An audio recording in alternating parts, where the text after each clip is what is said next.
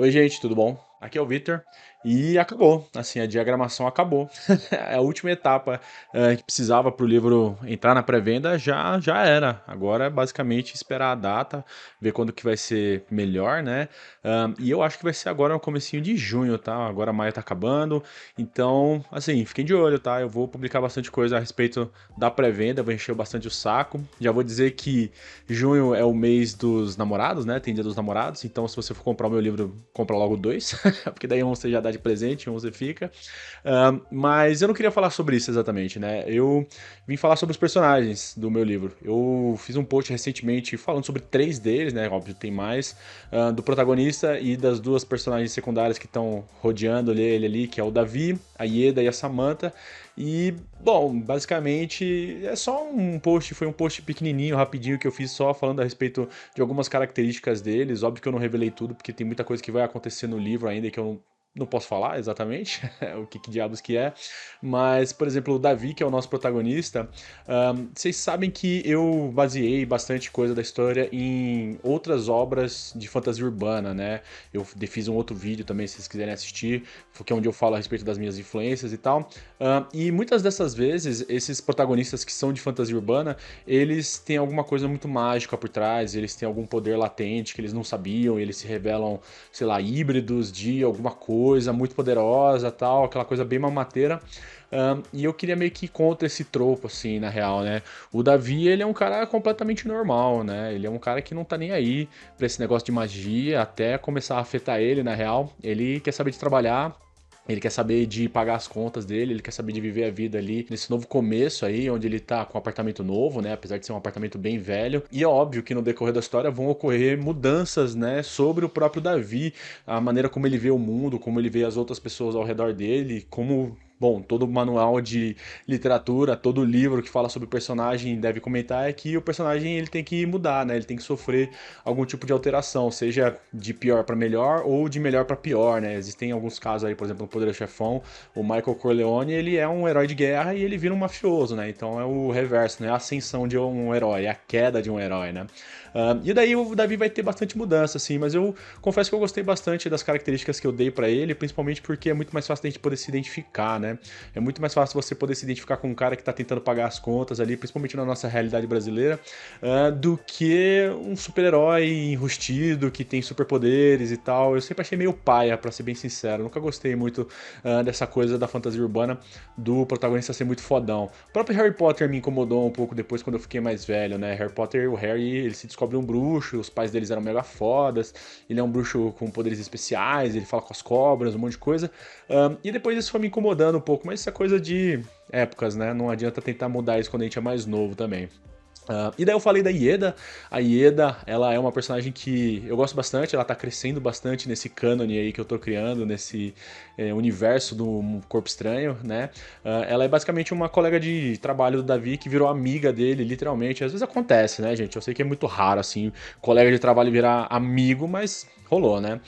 E a Ieda, ela meio que tenta resolver alguns problemas pro Davi, até em questão amorosa, porque ele é um cara que tá muito preocupado em trabalhar, e ele não se preocupa tanto com o relacionamento, e ela meio que insiste, cara, você devia caçar um relacionamento, você devia fazer alguma coisa diferente, você devia viajar, você devia mudar a sua vida um pouco, né? Esse marasmo aí que você tá sentindo é meio complicado. E daí ela também acaba sendo uma das catalisadoras pro que vai acontecer, né? Não vou dar muitos detalhes, ela tem uma característica toda especial dela, que depois vai servir como plot device mais pra frente da história. E aí eu gosto muito dela, tá? Eu gosto bastante, eu acho que é uma personagem que tem muito pra oferecer, por ela estar no meio termo, né? Ela não é nem tão passiva assim, tão chata quanto o Davi, mas ela também não é que nem a nossa outra protagonista, a nossa outra personagem que eu falei, que é a Samantha, né?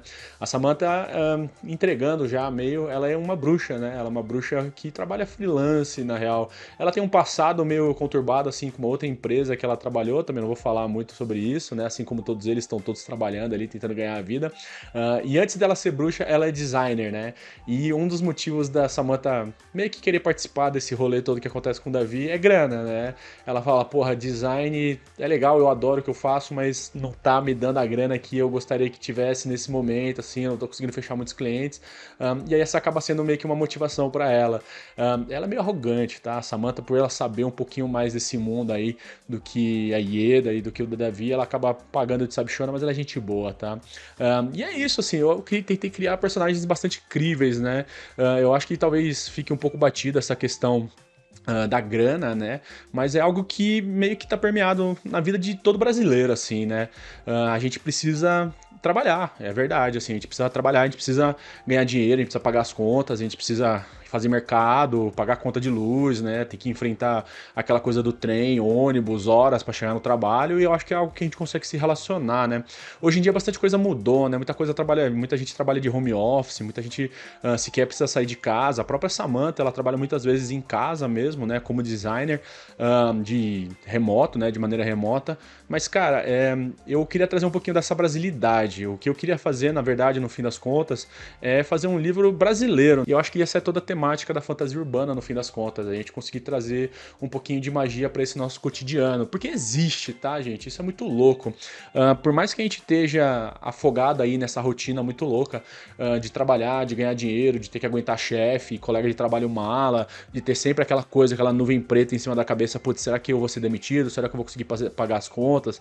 Muitas vezes a gente se humilha, né? A gente se humilha. E eu acho que é isso, assim. Eu sinto um pouco de falta desse pouquinho mais de pé no chão, na real, né? E das consequências que isso traz pro nosso dia a dia. Porque afinal de contas, se você não paga a luz, eles vão cortar a sua luz, né? Isso é inerente. Essa coisa de um tropo também que acontece bastante do protagonista não ter pais, não ter mãe, não ter pai, exatamente porque ele fica livre para poder explorar o mundo mágico onde ele vai estar inserido. É muito louco, porque no fim das contas, né? Isso é muito irreal, né? O Davi é um cara mais velho, por isso que ele tem um pouquinho mais dessa liberdade, mas se não são os pais dele ali pegando no pé dele, é o chefe do trabalho, né? Então, querendo ou não, a gente tá o tempo todo acorrentado por certas responsabilidades. E esse vídeo se estendeu mais do que eu achei que ia se estender, na real. Eu só queria falar dos personagens, tá? Eu vou pedir sempre pra vocês darem aquela força, darem uma curtida, comentar, compartilhar nos posts aqui no YouTube ou no Instagram. Eu vou repassar esse vídeo também pro Instagram, né? E fiquem de olho, tá? A data da pré-venda tá chegando aí. Eu tô estudando bastante a respeito de bruxaria, porque eu quero continuar bastante nesse mundo da literatura das bruxas, né? Algo que, querendo ou não, sempre teve aqui na minha vida. E eu terminei de ler agora, recentemente, o Grimório das Bruxas, e eu já tô pensando em outro que eu vou engatar aí pra poder me aprofundar cada vez mais. Eu tô realmente gostando, tá? Então esperem coisas boas aí.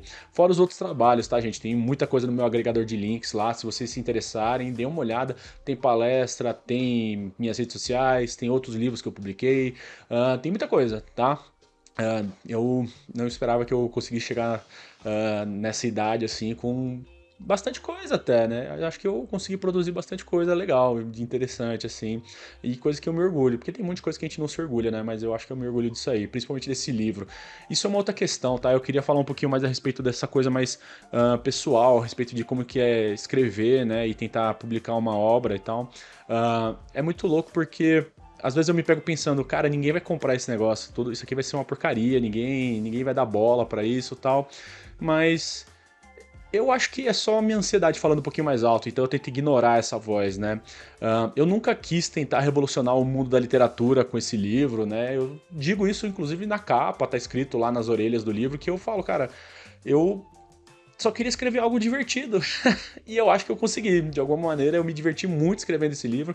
E eu espero que vocês também se divirtam, tá? Eu acho que vocês talvez gostem bastante da história, talvez gostem bastante dos personagens. E se vocês gostam das referências que eu falei nos vídeos anteriores, talvez vocês curtam também esse meu livro. E eu peço pra vocês darem uma chance pra ele, tá bom? Então logo logo o Corpo Estranho vai estar na pré-venda. Eu vou divulgar as datas. Tomara que o trabalho de vocês não enlouqueça a mente, não adoeça a alma. E tchau.